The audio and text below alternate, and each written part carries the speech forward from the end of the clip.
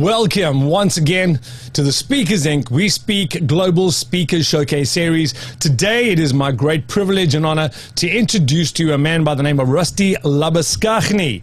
This is a harrowing story of survival, of triumph over evil. It really, really is. I'm going to tell you a little bit about the man before we listen to him talk. Rusty Labuschagne was jailed after being falsely accused of a crime. Now listen very carefully to what happened. Few would have survived Rusty Labuschagne's ordeal. However, it is an incredible story of hope and resilience. Rusty has been through trauma that few have experienced. Now here's the crux. In 2003, the successful Zimbabwean businessman ran a safari outfit, flew his own aircraft, and had a fishing resort on Lake Kariba. By the end of that same year, he had been framed by a poacher and the police and was wrongfully convicted by the courts of drowning a man. He served 10 years in Zimbabwean prisons, and today online you're going to see the man who got through that ordeal and truly has a wonderful, inspiring story to tell. Ladies and gentlemen, please welcome the incredible Rusty Labuschagne.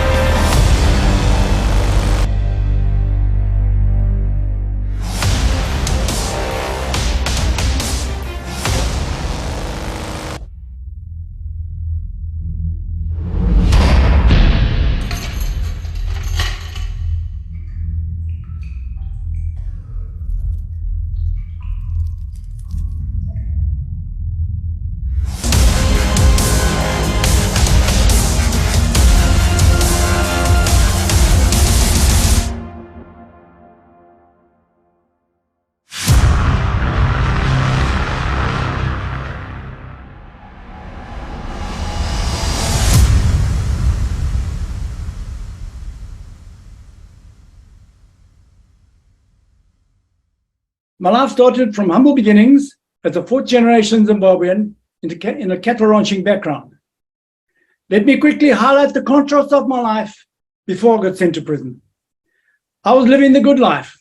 I worked hard, I played hard, and was an avid sportsman, playing several rugby tests for Zimbabwe too. I lived what you might call a very successful life with numerous thriving businesses. I was so busy being successful though, that after 14 years, my marriage fell apart. And I no longer lived under the same roof as my beloved children. I missed them terribly.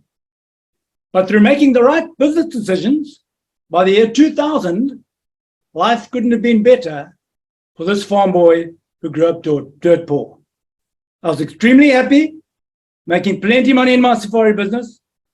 I was flying my own aircraft, had a fishing resort on the shores of beautiful Lake Kariba in Zimbabwe, flashy cars, houseboats, speedboats, you name it. To top it off, I was engaged to a beautiful woman. Then in an instant, my world was turned upside down.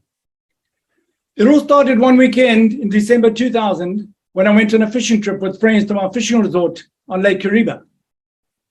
And late one afternoon, one of my mates and I decided to go tiger fishing on the lake, leaving the other guys bream fishing in the river. And on our way back, we spotted two fish poachers in a steel boat, who immediately, upon seeing us, started paddling hastily for the shore in an effort to get away from us. Knowing they were notorious poachers, I drove my boat towards them to scare them off, and the wake of my boat tilted their boat, causing them to jump out into the water, which was about 5 feet deep, and they were about 3 meters from the shore. They soon scrambled to dry land, and my friend and I then watched as they ran away into the bush and thought nothing more of it. The following day, the police arrived with one of the poachers and accused us of drowning the other one. To cut a long story short, I was framed by the poacher, the police, and the courts in an ugly, politically influenced conspiracy and sentenced to 15 years in Zimbabwe's prisons, of which 5 were removed as remission. Unbelievably, my co-accused only got a $10 fine and was set free because he was not driving the boat. And that's exactly as it was stated in the judgment. On the 3rd of April 2003, during the land invasion chaos in Zimbabwe, against police evidence, without a body, and on presumptions, I was convicted of drowning that poacher. The shock was inexpressible. I was innocent. I was a successful, self-made businessman with a high standing in the community. You can only imagine what was going through my mind when they read out that verdict. But what I didn't know then was from that moment on, my life would never be the same again. I shared a cell 13 meters long by 3 meters wide with 78 other inmates. Each person had 33 centimeters, 13 inches, marked out on the walls in chalk. That was your space. The toilet was a stainless steel bowl sunk into an open 1 meter square cement block in one corner, as you can see in my sketch. As cushioning against the cold concrete floor, you'd fold 2 of your paper-thin, worn-out, lice-ridden blankets several times to fit your space, then cover yourself with a third one. And your clothes were wrapped around a toothbrush and toothpaste, with head gets stolen, and that was your pillow. We had no basins or taps in the cells, and only one set of clothing was allowed at any one time.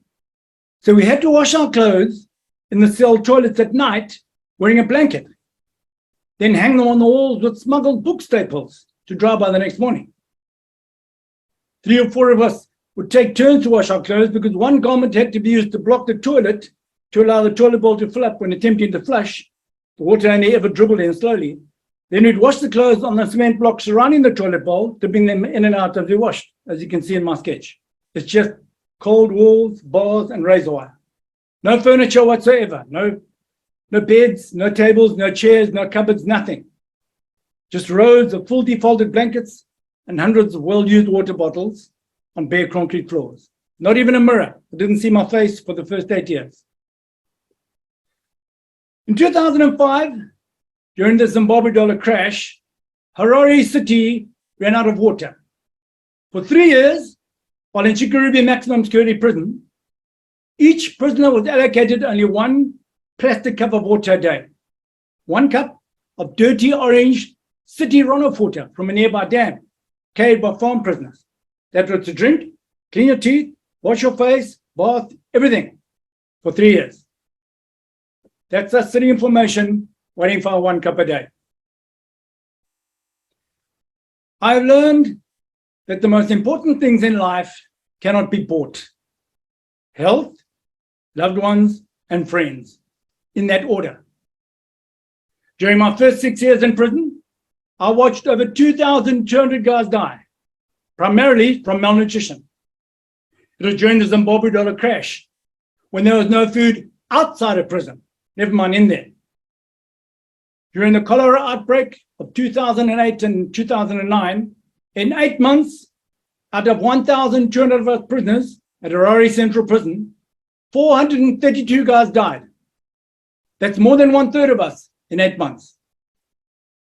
And that triggered something about my health.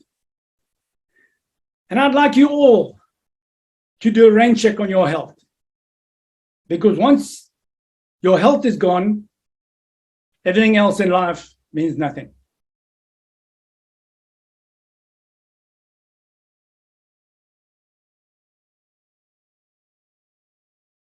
After Red Cross had taken over feeding and normality in March 2009, we began a soccer league. And I was delighted to break the prison squad, giving me the privilege to walk under strict escort to play against the opposite side on a field in their compound. During our jovial march there, singing all the way with fellow players, I asked one of the guards if I may touch my first tree in 6.5 years. When granted permission, I joyously broke formation and did so. Now clearly remember the roughness of the bark, reminding me of my granddad's forearms, and the distinct smell of that jacaranda tree, which I knew so well. You have no idea how beautiful and uplifting it felt just to touch a tree and feel green grass again. My first evening at Connemara Open Prison, which is a farm prison where I was transferred after 8 years, I spent sitting around an open fire on old logs and bleached cattle skulls, chatting with old Ndebele inmates, taking me back to what I loved so dearly as a child. Now I remember getting lost in the interesting stories and the beauty of the sunset, the dancing flames, the tranquil call of a nightjar, and the bright stars and the moon, which I hadn't seen for 8 lonely long years. I didn't see a sunset set or a sunrise for 8 years either. Now, I appreciate the everyday little things in life, like a soft bed, a hot bath, a tasty meal, or a spontaneous cuddle from a loved one, because those are the things you miss most when you have it all taken away. There are things we know that rejuvenate us, and for me, it has always been nature. I am, and will forever be, a farm boy from Zimbabwe. Nature's in my blood. Touching a tree, smelling the earth, the feeling of soil in my hands. These things bring me restoration. For you, it might be hanging out with friends, dancing, reading a good book, or swimming in the ocean. Whatever is good for you, do more of it. I have learned not to let past thoughts hurt me. The past only exists in your head. It can only come to life if you let it. Jesus once said in Matthew 6:27, "Can any one of you, while worrying, add a single hour to your life?" I was forced to live in the moment in prison, and it's one of the biggest lessons I still practice today. And to be able to find positives in all the negatives going on around me brought hope, which is a huge part of getting through prison life. Hope is the anchor of your soul. It's what kept me grounded and sane in there. Hope enabled me to see that there is light despite all the darkness. Let your hopes, not your troubles, shape your future. And finding happiness in even the smallest things that happen in prison kept me healthy. Those who couldn't died. Life in prison or in Las Vegas is still just life. It's what you make of it, no matter where you are. I had everything I could ever wish for, and in moments, it was all gone. The humiliation of being labeled a murderer in terrible conditions were extremely hard to deal with, as was the pain of my bitterness, anger, hatred, frustration, and revenge for what they'd done and were doing to me. I hated them bitterly, and initially would lie there for hours, wishing every terrible thing on each of them in turn: the poacher, the police, the judge, the ministry, and all who were involved in my conviction. Then one day, I was struck by the realization that they'd all forgotten might be long ago. Here I was, consumed by the unfairness of it all, and they, blissfully unaware of the evil I wished on them every day. In the end, I was only hurting myself. I was carrying all that in my head and beating myself up for nothing. The single biggest lesson I learned in prison was true forgiveness. And for me, it was bigger than anything I could have achieved on my own. True forgiveness was inspired by God Almighty, and so was letting go. It was a huge weight off my shoulders. I learned to live in the moment from then on. The past was too painful, and the future full of unkept promises. So I just dealt with each day as it was. I learned to have faith, because no amount of worrying was going to change what I was going through. If you have anger or resentment towards anyone in any way, it will eventually destroy you, because that is what those emotions do. They steal from you. They steal happiness and freedom. We all want too much in our lives, concentrating on what we haven't got instead of being grateful for what we have. And for me, giving thanks to God every day goes a long way. For my health, a beautiful family, a lovely home, a soft bed, running water, and so on. When there's no food, no water, and people are dying all around you, you become grateful for the fact that you're still breathing. and another day is a blessing. When you lie in a cell with 78 other people and your breath is not even your own, gratitude suddenly has a different meaning altogether. Accepting that what I went through cannot be changed and being grateful for what it taught me has unlocked my vision for my future. The healthiest of all human emotions is gratitude. Remember that and practice it. Having an attitude of gratitude is one of the most impactful habits for a fulfilling and healthy life. I wish I could express the happy, bubbly, exciting, beautiful feeling I felt as I walked up those prison gates to freedom after 10 years of hell. People don't appreciate freedom. And I've realized that even when you're not in prison, there are ways in which we're in prison ourselves.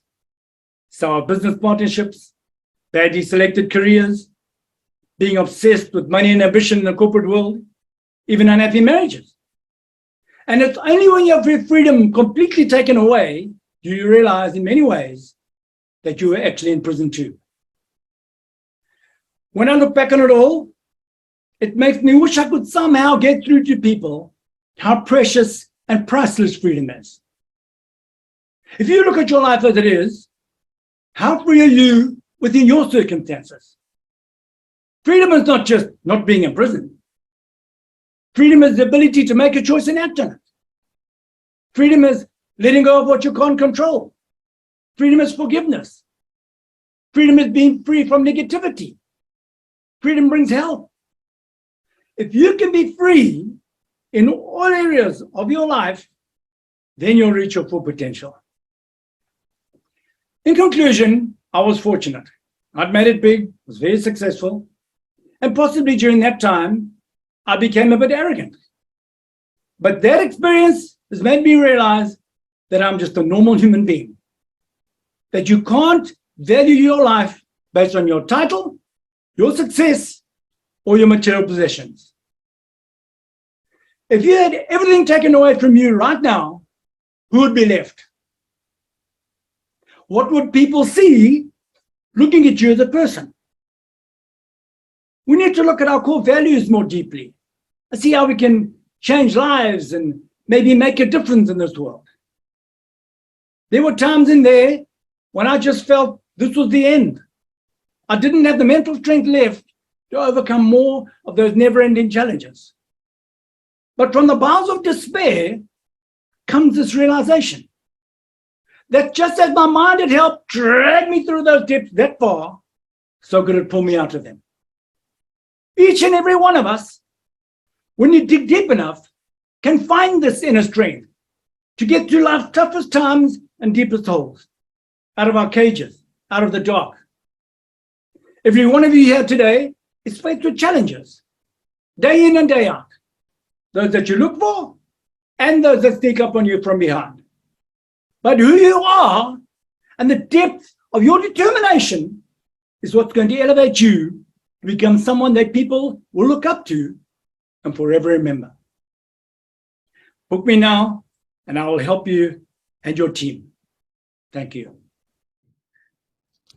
So Rusty, thank you very much once again for being with us. It was fascinating, intriguing, and layers to this particular story that really are worth exploring. So thank you very much for your time. Did you enjoy yourself as much as we enjoyed it?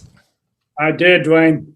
It's therapeutic, just getting it all out and watching me. I know that it inspires and helps a lot of people deal with their stuff. So, well, I couldn't agree with you more, because that's exactly where I was going to start this conversation right now. I know you haven't got a huge amount of time, but I'm going to get straight to the crux of it. It is inspirational. But what made you, Rusty, decide when you were out of this terrible, terrible ordeal that this could be inspirational? What made you think, hold on a second, this story could change lives? Dwayne, you know, when I went in there in 2003, the world was a very different place to when I came out. I mean, thought of taking a picture on a phone and sending it to someone was like a Star Wars thing. So the whole world had changed. You know, there wasn't social media. There was just such a massive change in that 10 years. And I just figured, before prison, it did dawn on me that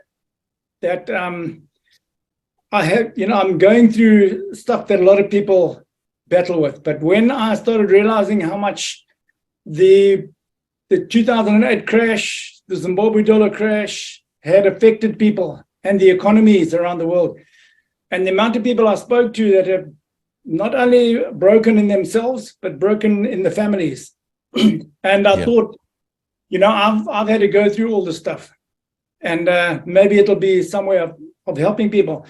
And when I look back on it, Dwayne, it's sort of like a bit of a supernatural thing where, I'm a full-on bushman. I love animals. This to me is home. So to pull me out of that environment was something very powerful. And I believe now, when I look at my whole life, I believe that I'm somebody that started with nothing, was very fortunate, worked very hard, very successful, got crushed and pushed so low that I had to dig really deep to find solutions to get through what I did. But I grew. I learned things that others never have to. And I've realized, I realized after prison that I have a very unique story, that I've lived an experience from nothing to everything.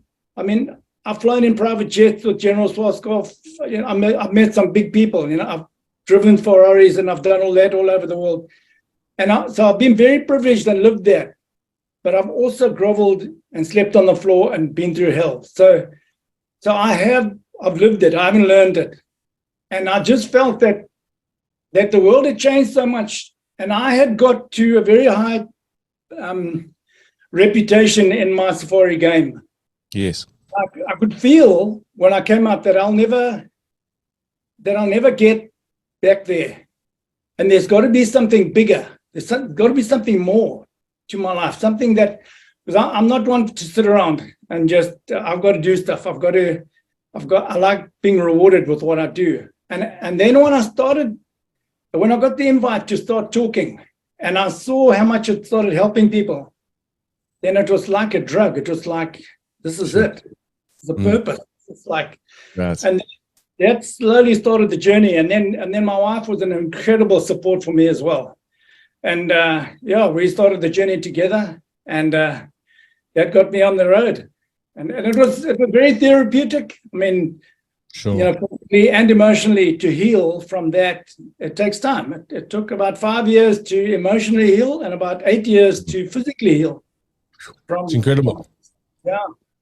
It's a huge amount of damage that must happen to a human being. Planes, trains, automobiles, money, fast cars, traveling with this person, guarding the very top of the top around your country in terms of seeing the wildlife, and suddenly in a prison cell.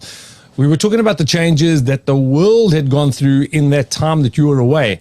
But what are the changes? What is the biggest change, in fact, that Rusty went through in jail? When you find, if you look back at yourself, at the guy who went in and the guy who came out, what's the biggest change between those two people? I think the biggest change, Dwayne, is it wasn't all about me. Yeah. When you're brought up with not much, you're filled with ambition and drive. And we've all got that, especially when you've gone without. But it gets to a place when you don't know when enough is enough. Yeah. And those big things, another houseboat, another boat, another flashy car, they don't fill that hole. They don't bring you that peace that I have now. And the Lord has brought me that peace. And it's helped by having a purpose and seeing the change that I'm having on people's lives. I have a purpose now. It's not about me anymore. Sure. Yeah. And that's so interesting, because I think at the same time that must have been a very natural progression that you made in terms of a human being. But there must have been people along the way in jail who really helped you find that particular part of yourself that you didn't really know existed. You must have met some fascinating people. Any one person, two people that really come to mind, and people who changed Rusty when he was in jail? Yeah, there were a few, but the two names I can pull out immediately. One was Phil Bezuidenhout. He was a farmer Also, I mean, he ran someone over, but it was on a tarred road, and the guy ran out. But it was a political influenced decision, and he spent 10 years in prison. But he was a farmer, and he was the only one I could really relate to and talk about, talk to things that I knew. And then there was a guy called Moyo, who was a tracker, who worked for a friend of mine in the safari industry. And Moyo was also very solid. I mean, there's a lot of immoral behavior in prison, Dwayne. It's not my book. You can see it in my book, but it's not nice to talk about. But those guys were straight, and there were people that I could turn to. I mean, there's dark days in there when it feels like your world is falling apart, and you need help. You need emotional support, and those guys were just solid. I mean, they were amazing. And Moyo was just a tracker, but he had that deepness, that real. He was an amazing man, and I get quite emotional when I talk about him, because I spoke about him at a talk for Standard Bank not long ago, and the tears just started running down my face, and I thought, jeez, you build friendships that are different, Dwayne, because you suffer. You go through stuff. Yeah. I mean, there's guys in there that you never want to see out of prison. Don't get me wrong. But when you go through stuff with guys that are real and good men, there's a friendship that will never change, never. Yeah. I can see it in your face that you're a different person to the person that you were yesterday. I think you're one of those people who just simply grows and grows and grows. But there must be a certain part of you, and in fact, I say must be, with a certain amount of hesitation, because of the fact that I look at you and I see a very positive, very, very energetic and very driven person still. Obviously, a lot of the same characteristics that made you very successful in business. You are exhibiting all of those again with this new life and this new journey with yours, I should say. But do you ever look back at the entire process of you landing up in prison in the first place with anger? Do you still have anger and resentment towards that particular incident that took place and the way it took place? You're not going to believe this, but I was talking to a life coach in London one day, and it was about 5 years ago, and he just heard about my story, and he's one of those extremely intelligent guys, and he said, "Tell me about the blessing that you had of your 10 years in prison." And I thought, yuck, it really hit me, and it made me realize that I actually am blessed with that story, because it was tough, and it was extremely hard to go through and all that stuff, but it set me up for something that is way above where I could ever have gone or what I could have ever achieved. And I appreciate that. And when I look back on it all, Dwayne, it's like it never happened. It was like a dream. Really? Because I've said all of that emotional stuff, because I can see the vision in front of me. And if I have that stuff hanging on to me and draining me, I'm not going to get there. Sure. Absolutely.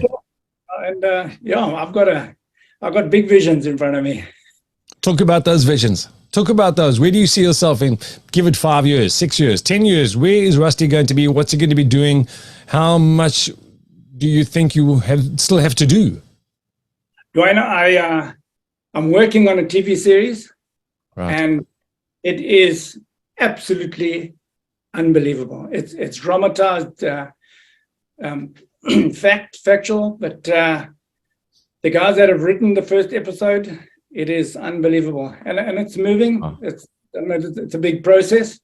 Yes, but it's about changing people's lives, and I think that the more I evolve in what I'm doing here, it's going to start getting international. And now, yes, actually, it is getting international, but there'll be more and more international opportunities. And my story is something that I believe that the world has no idea that this kind of stuff takes place. And I'm not whatever, I lived it. If you look and you say to somebody, can anyone ever fully recover from a terrible setback in life? Well, you look at someone that did. Absolutely. Prove that you can recover from whatever life throws at you. We all have it in us, but we're not all tested. Oh, yes. When you test it, Wayne, you can do it. We have to do it, otherwise you won't make it. you know. Absolutely. We can't lie down. We don't lie down. Not the nature of the beast, so to speak. Exactly. My other question would be about the book. You've mentioned the book a couple of times. Now, the book, was that also pretty cathartic in terms of writing that book and putting those thoughts and feelings and experiences down on paper? Did it help you deal with many of the maybe unresolved emotions that you had regarding the time in prison? It definitely did, Dwayne. And one of the biggest things was the injustice. You know, when you go to prison as an innocent man, there are a lot of questions. Why me? What did I do to deserve this? You know, do these guys feel what I'm feeling? You know, am I dreaming and I'm going to wake up and it'll all be over? So a lot of stuff goes through, especially when prison is another place. It's another world, you know, and to try and figure out that you're actually in there. And then you know, for me, it was about that injustice, about getting this all on paper where people have no idea how you get through something like that. I mean, we've all been, not all of us, but a lot of people go through very, very dark places like that. And you wonder how you're going to get through that. And I thought, it's going to help a lot of people and it'll help me because I want to get it all on paper. Everyone needs to, you know, what happened exactly. What is capable of happening to anybody at any time? It's not only in Zimbabwe, in America, all over there's injustice. So every day. Document it and let people know that it's real, that it can happen to anyone. And, you know, I could have avoided what happened, but I felt that I'm right. I'll stand my ground. You know, and sometimes that lots of money can bring up a little bit of arrogance.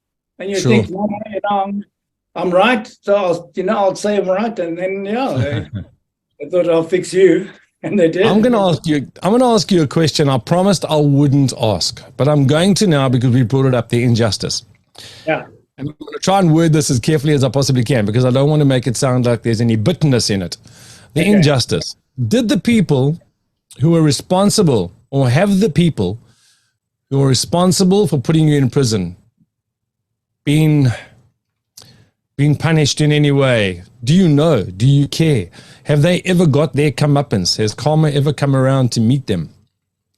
If you read the book, Dwayne, you'll see that incarceration got up to presidential level. There's the judge that tried to help me. He was thrown in prison. It was very, very ugly. It was very political. And I understand that the judge was under the pistol. He had to do what he did. It wasn't his fault. I don't hold the judge accountable. Sure. And, you know, there are people along the way that had their input. You know, the officer in charge at the bigger police station. I mean, there's some guys that are very, very, I hate to say the word racist, but he was. And he wanted to fix me. No real reason, you know, it was just that, you know, I was doing well and it was that, you know, the land invasion time in Zimbabwe was a very turmoil time. And because people had this sense of they deserve entitlement. They've been cheated and, you know, self-entitlement. And the whole country was like that because it was poisonous. It was fed to them all for the election. You know? So they had this false sense of, what they deserve.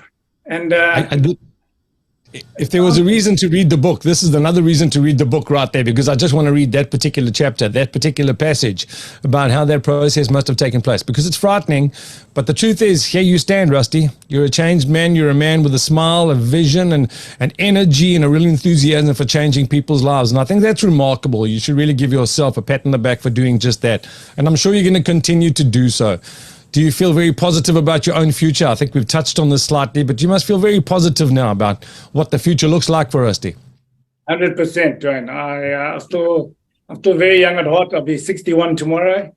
Wow. Yeah. But Happy birthday. I've got a huge future ahead of me and a big calling, Wayne. And that's something that I think that God has put me through what I've been through for the calling that He's given me now, and that's to to change as many lives as I can and to inspire as many people worldwide as I can. Well, Rusty, two things. Number one, I think you're going to continue to do that. You're going to keep doing that. There's no way in the world you're not going to, because it's a great story. It's an impassioned story. It's an inspirational story. But you know what we need to do, though? We need to put a smile on Rusty's face as well, because you have continually put smiles on other people's faces by telling your story. So right now, for tomorrow, I'm going to put this smile on your face. Okay. Hopefully, of course, you're going to sing along with us. Are you ready for tomorrow, Rusty? Ready. Happy birthday to you. Happy birthday, happy birthday, happy birthday to you. Now, without any fear of contradiction, that is the very first time we've ever sung happy birthday to one of our interviewees. So, Rusty, thank you so very much for being with us today. I love your energy. We could talk for days, months, and we are going to talk again. I'm pretty sure about that. Thank you so much for being with us. And anybody watching today, please, if you would like to know any more about Rusty and his incredible story and the book, you simply log on to speakersinc.com. You then log on to Rusty's particular profile, find out whatever you need to about how you can get him involved with your particular event. Talk to Duncan or Bronwyn. They'll do everything they can to make sure it's a great, seamless process. You can have Rusty as part of your event in the coming weeks or months or years, because I have a feeling you'll be able to listen to this guy more than once. Rusty, thank you so very much for your time. You're a pleasure. Thank you. Thank you, Dwayne. Nice. Thank you, bud. See you again real soon. Okay. Ciao, ciao. Yes.